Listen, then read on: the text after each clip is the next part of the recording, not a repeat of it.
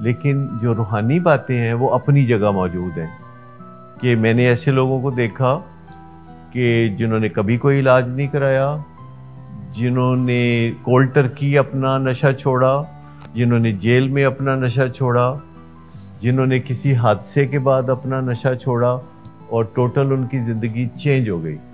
اور ایسی spiritual change صرف نشے کے مریضوں میں آپ کو نظر نہیں آتی، آپ کے ارد گرد بے شمار اور لوگ بھی ہیں جن میں ایسی چینجز نظر آتی ہیں کہ آپ نے ان کو 2 سال کے بعد دیکھا اور آپ حیران رہ گئے کہ یہ تو بالکل ہی بدل گیا بندہ. اور ایسی جو چینج ہوتی ہے جو صرف نشے کے مریضوں میں نہیں، وہ کسی بھی انسان میں آپ کو نظر آتی ہے.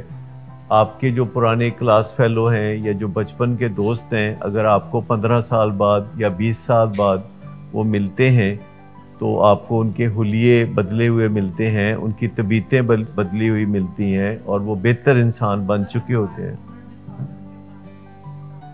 ہاں جی، بتائیں گے ابھی تھوڑی دیر میں یہ بات کر لیں تو پھر بتاتے ہیں. تو آپ کو سمجھ میں آ گئی بات کہ جب میں یہ کہتا ہوں کہ یہ علاج شروع ہوتا ہے اور یہ ہمیشہ چلتا رہنا چاہیے، تو یہ ایک سائنٹیفک ہدایت ہے، ایک سائنٹیفک ایڈوائس ہے.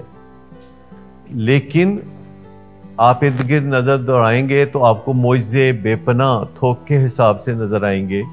تو آپ دونوں کی تمنا کرتے ہیں اور دونوں کے سفر جاری رکھتے ہیں، اپنا علاج بھی جاری رکھتے ہیں اور اپنی دعا بھی جاری رکھتے ہیں. اور اچانک کوئی معجزہ ہو جائے تو پھر آپ بے شک سب کچھ آپ کے اندر سے آپ کو پتہ چل جاتا ہے کہ اب آپ کا اندر آزاد ہو گیا ہے. تو اگر ہم کبھی آپ کو یہ کہتے ہیں کہ یہ پرائمری بیماری ہے، یہ کرونک ہے، یہ پروگریسو ہے، اور یہ اگر اس کا علاج چھوڑ دیا جائے تو یہ جان لیوا ہے، تو برا تو آپ کو لگے گا، کیونکہ آپ اس سے تکلیفیں اٹھا چکے ہیں اس بیماری سے. برا لگنے کے بعد پھر آپ کا دل چاہے گا نا کہ یہ اس کو چیک کریں کہ یہ بات ٹھیک ہے کہ نہیں ہے. بھی نہیں، موڈ کی خرابی ہے. شراب نوشی کبھی بھی نشے کی بیماری میں بدل سکتی ہے. نشے کی بیماری ہر سٹیج پر قابل علاج ہے.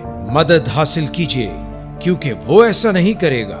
ولنگ ویز سے مدد حاصل کیجئے، کہیں سے بھی مدد حاصل کیجئے، لیکن فوری مدد حاصل کیجئے. جس معجزے کے انتظار میں آپ نے بہت دیر کر دی، اب وہ دستک دے رہا ہے.